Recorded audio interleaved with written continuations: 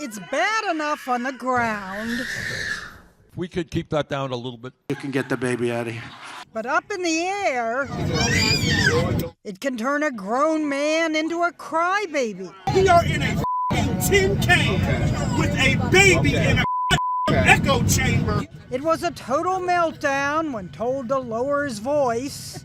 Lower that baby's voice. The passenger shooting the video, Mark Grabowski, couldn't stifle a smile. I paid for a ticket too. Have a comfortable flight. The Southwest flight from Baltimore to Fort Lauderdale was circling due to bad weather. Mark says the baby had been crying for about half an hour when the unidentified passenger blew up.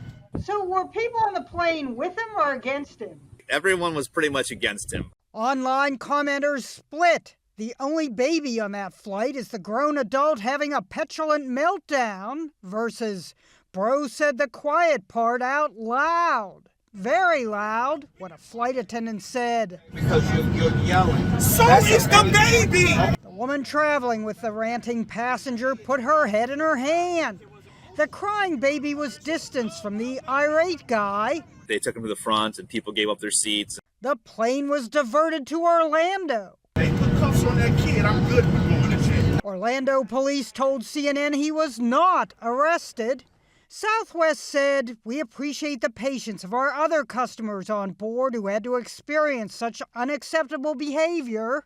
The rant felt familiar to one poster. I can see Samuel L. Jackson saying those lines. I have had it with these motherfucking snakes. But at least snakes are quiet. Though not the passengers. Jeannie Mose, CNN. You're yelling. So is the baby! New York. Did that any extra to yell? Okay.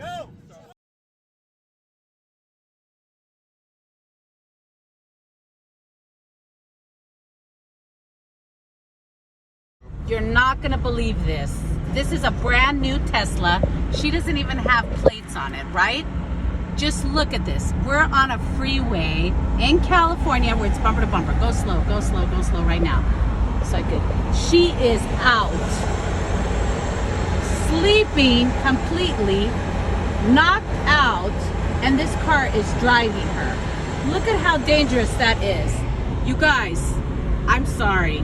That is too damn dangerous. Sleeping and this car is driving you? Are you nuts?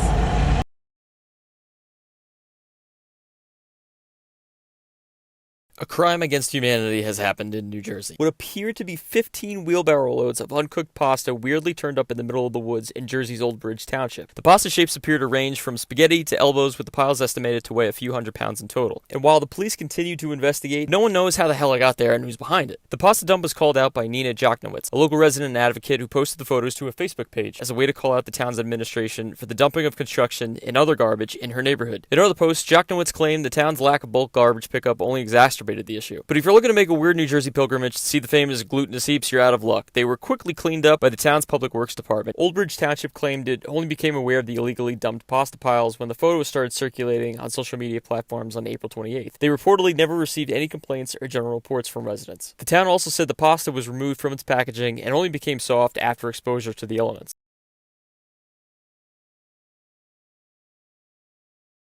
A live worm was pulled out of a woman's brain after she reported experiencing bizarre symptoms in a case doctors said the world has never seen before. The 64-year-old Australian woman had been having stomach pain, respiratory issues, and fevers for weeks when she was admitted to a hospital in 2021. However, doctors were unable to determine the root cause of the issue. Then, in 2022, she began experiencing memory loss and depression, at which point doctors decided to give her an MRI. The MRI showed what doctors initially believed was a tumor in her brain. It was only later in 2022 when she had a biopsy performed that the true cause was revealed: a live parasitic roundworm typically found in pythons. When you operate on someone's brain and you take a biopsy of something, you never expect to encounter something living. So it was a big big shock to her. We certainly know in humans there are parasites that can get into the brain, but something this large, 8 centimeters, and wriggling around, and something that had never before been seen in a human being was certainly something we'll never forget. We have noted, however, that snakes around the world carry this parasite. So it is quite likely that other new cases will be documented. So hopefully raising awareness of that will help other healthcare workers around the world.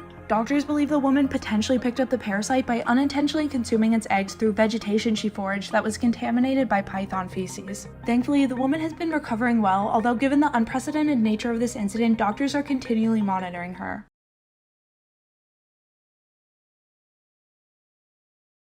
Are these actual alien remains? During a special public hearing, Mexican lawmakers were shown the remains and told under oath of their 2017 discovery in a mine in Peru. Lawmakers were told the remains had been preserved thanks to a specific kind of rock that prohibits the growth of bacteria and fungi. The remains were described as non-human, having 3 fingers on each hand. They were also said to be up to 1,800 years old, according to carbon dating. But who's the guy making these claims? That would be ufologist and researcher Jose Jaime Maussan. It's unclear how Maussan came into possession of the alleged remains, but he insists that they are non-human. Lawmakers were also shown the results of a medical examination that found that the beings had large brains and eyes that provided them with stereoscopic vision, but no teeth. This is not the first time Maussan has claimed that non-human remains, especially with 3 fingers, had been discovered. Back in 2015, Maussan thought that an excavated mummy unearthed in the Nazca region of Peru was an alien, but it was later concluded that the mummified remains were actually those of a small child. What also didn't help was that the mummy had an elongated skull, a characteristic many UFO enthusiasts have clung to as proof of a body being extraterrestrial. But anthropologists have noted that elongated skulls like that of the 2015 find are actually the result of an ancient practice in which young children's heads were bound with cloth, rope, or even wooden boards. Maussan made his recent claims during a public hearing held by Mexico's Congress regarding how to discuss unidentified aerial phenomena, or UAP, within a potential aerial space protection law. It's a law that, if approved, would make Mexico the first nation to formally acknowledge alien life on Earth.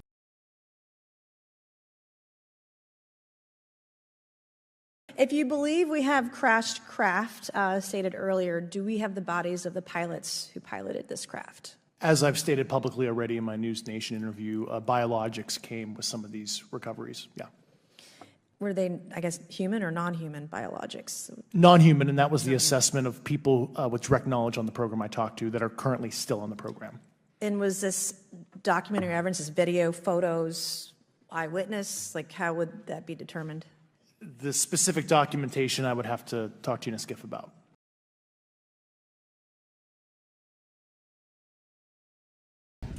Beautiful day in the water. Manny, show me what you got. The shark's off from shark.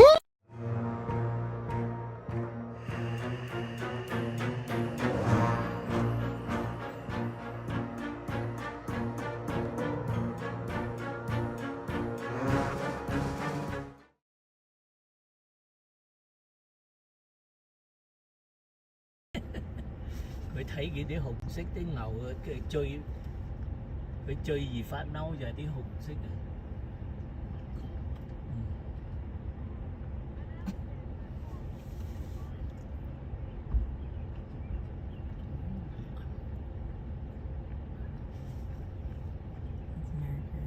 呢啲好老啦，呢啲白呢個火想拍上我哋走。